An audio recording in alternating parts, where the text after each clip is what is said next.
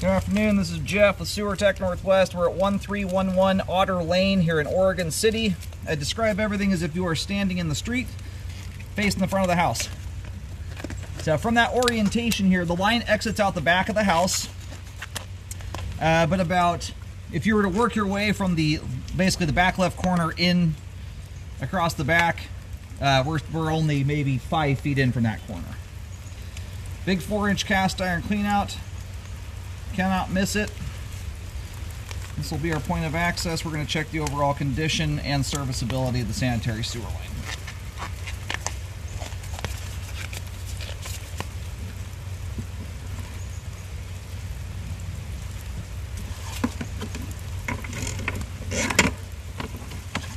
And there's your back patio there, so we're all way off over to this side. There's that corner here. Nice, easy one to hunt down.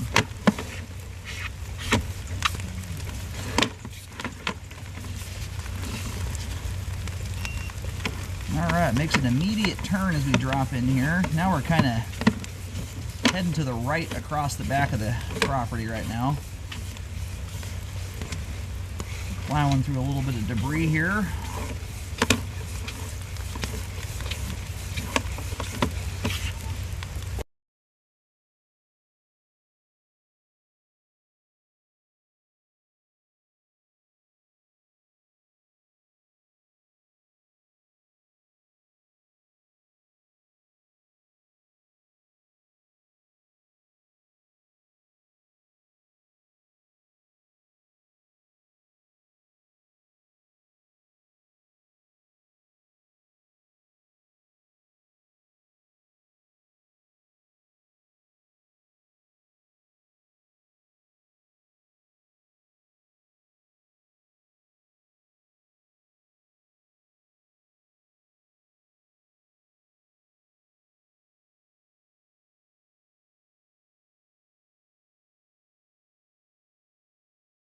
Just swapped over to concrete pipe there.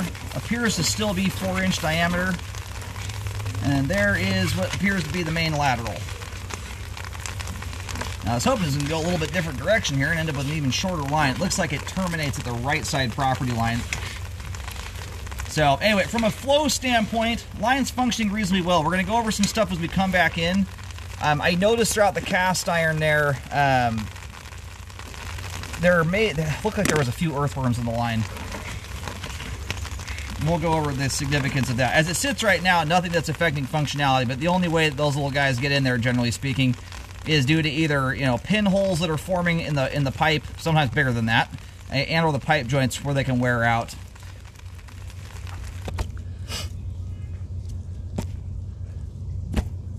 Alrighty, located the camera head. So the line where I'm picking the camera head up right now, it looks like there is a main lateral. Just based on the locates I'm getting here, the trajectory the line makes, it would appear there's a main lateral that's running across the rear fence line. Where we're at right now lines up pretty nicely. If you were to walk straight from the rear right corner of the house right to the fence line, that's essentially where the line passes through the fence, and it hits what appears to be the main lateral just on the other side of that. Probably like 3 feet or so beyond the fence line. Now, I'm not sure why they didn't run this thing just right to the fence line straight behind us here and made that trajectory, but it's what we got. Still a little bit of water trickled to the line there. There's also a little bit of debris in the flow line up ahead. It's going to cause some of that water to appear to stand. It's not standing at all. It's trickling off. So anyway, what I noticed there on the way out, that joint right there, my camera is upside down right now. Flow line's at the top of the pipe. If you see that dark ring there at the bottom of the screen, you've also got dirt coming through. That clump of junk sticking out kind of at the bottom right-hand corner of the screen is dirt. And I would normally put some paint down. It is raining like an absolute beast today. I mean, it's torrential. As it sits right now, though, this is not one of those lines I would necessarily be jumping straight to the excavation option to begin with. I am going to do some locates, though, to figure out where we're currently sitting at, what this goes underneath.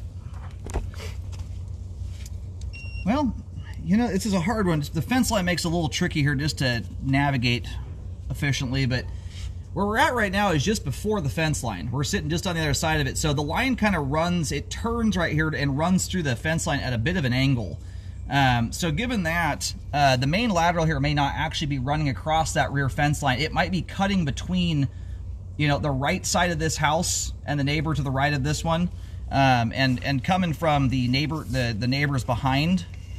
That's when you'd probably have to pull some kind of records from the city to verify all that, but line doesn't hit that quite at the angle there where it's easy to eyeball that and verify which direction that main's running.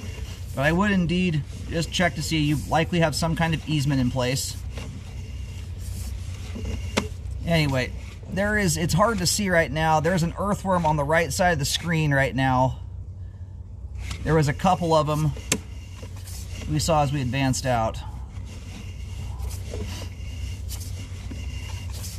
Anyway, from a flow standpoint right now, not the kind of thing that's affecting functionality, but they are inevitably coming through some open spot in the line. Granted, it's likely not to be some ultra open area. It's usually the pipe joints where they're getting through. You get a little better gander of them on the advance out. In fact, the hard part is the camera will knock them loose into the flow line and they'll float off to the main lateral in the water.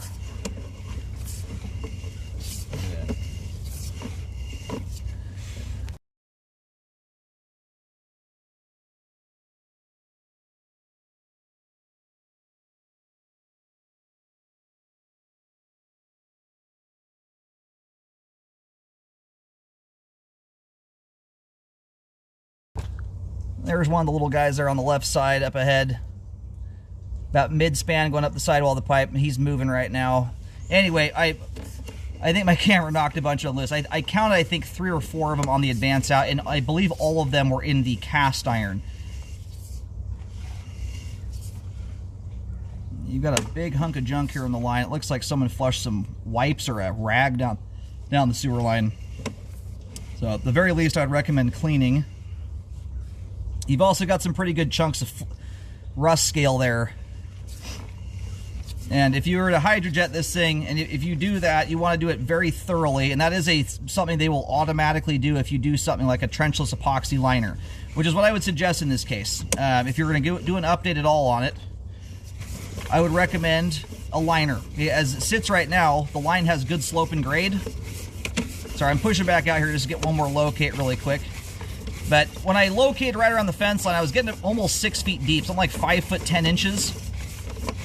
So because of the slope and grade here, unless it's cheaper to dig this thing, the liner is the only thing that makes sense at this juncture in time. As flow is good, the things I'm talking about, the line, you know, having some vulnerabilities as to being exposed to the ground at this point, they're not affecting flow. So I don't know that this warrants ripping the ground to pieces, but a liner I think is warranted here.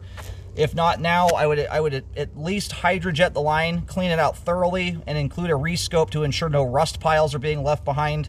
And then I would keep an eye on it periodically, scope it about every 1 to 2 years to monitor the line for any hydro erosion and settling that could take place. If you let a process like hydro erosion take place for too long and the line does indeed settle, you can lose your ability to do a trenchless liner and you're looking at a dig. All right, just trying to get a trajectory here so I can draw a little bit of a diagram.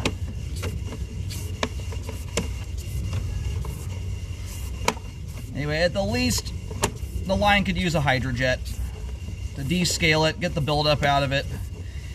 And you want to make sure that is being done in conjunction with a camera. You don't want someone ripping through too quick with a jetter. Knocking the rust and whatnot loose is not really the hard part. It's making sure all of it gets blasted out of the pipe.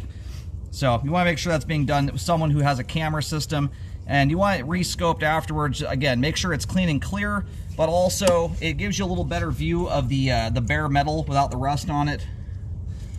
So the line overall, it obviously doesn't run a dead straight line, but overall it basically runs at about a 45-degree angle from this clean out over to the fence line.